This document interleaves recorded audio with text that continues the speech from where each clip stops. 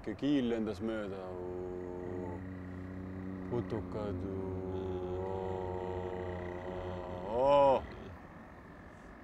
Tuletõrjeauto. Teravkõrv, kuidas sa kuuled neid hääli? Nüüd oli politseiauto. Proovi ka, nürikõrv.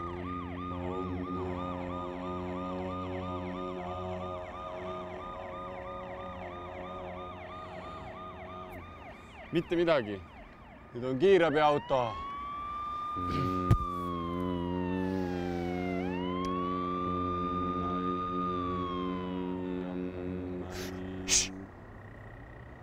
Nüüd on kollaste vilkuritega auto. Kas ainult niimoodi saabki neid helisid kuulda?